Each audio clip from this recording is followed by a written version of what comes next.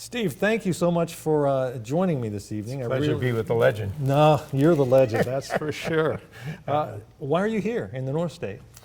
Well, it's almost been a year since I announced October 10th, and of course it was a difficult time with the breakout of the Israeli war. But from that moment on, I wanted to talk to the people throughout California.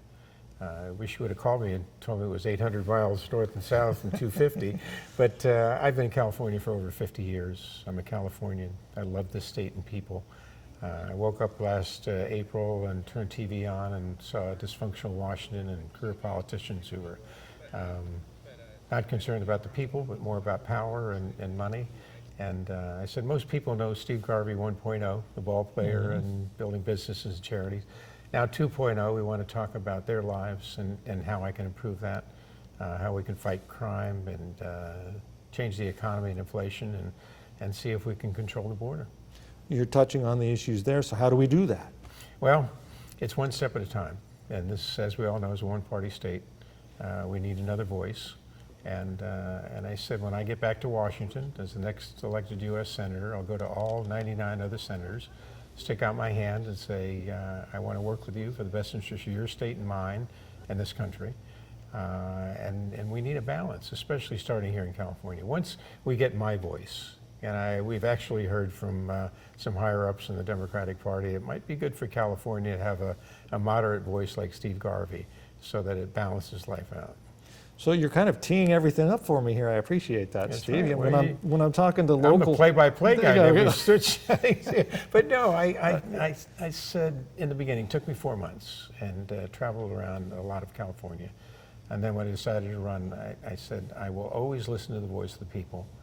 And I will go to where they need answers. And I've been to the border, I've been to the inner city, I've been to Israel, where all the people are wondering, what's the true answer? What's happened in the inner cities? Why has $20 billion been spent in California on homelessness and it increased 15% last year?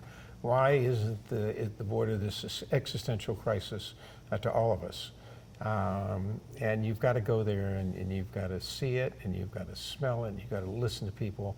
And my opponent hasn't done that, Adam Schiff, and I think that's going to be one of the big differences when the election comes, and it's going to start on the 7th with mail-ins, that Steve Garvey is somebody that will do what the people need. I'll be their voice. They don't feel they have a voice anymore.